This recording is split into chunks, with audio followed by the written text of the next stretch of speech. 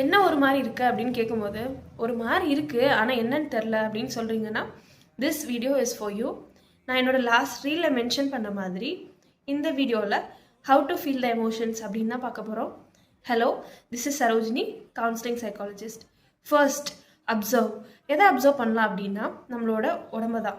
ஏன்னா emotions are not just psychological but psychosomatic. அதாவது பயப்படும் போது எனக்கு வயிறு கலக்கிற மாதிரி இருக்குது, ஒருத்தவங்களை பார்க்கும்போது பட்டர்ஃப்ளைஸ் இன் மை ஸ்டொமக் அப்படின்னு சொல்கிறது இதனால தான்.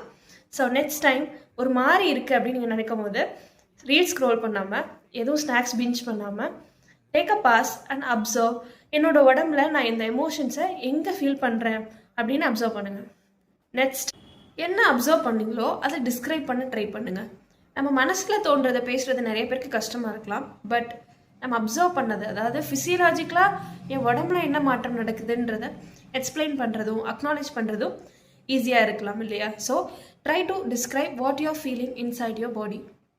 தேர்ட் ஒன், வேர்பலைஸ் பண்ண ட்ரை பண்ணுங்கள். வேர்பலைஸ் மீன்ஸ் நம்ம ஃபீல் பண்ணுற விஷயங்களுக்கு வார்த்தை கொடுக்குறது.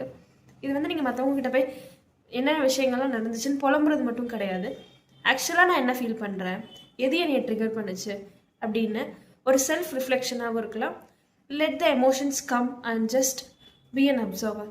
ஸோ இதெல்லாம் எதுக்காக நம்ம இங்கே பேசுகிறோம் அப்படின்னா, எமோஷன்ஸ்ன்றது எது கண்ட்ரோல் பண்ணுறதுக்கான ஒரு விஷயம் கிடையாது. அதை பற்றி அண்டர்ஸ்டாண்ட் பண்ணிக்கிறது மூலியமாக அதை பெட்டராக ஹேண்டில் பண்ண முடியும். So finally follow for more content related to the same. Stay tuned.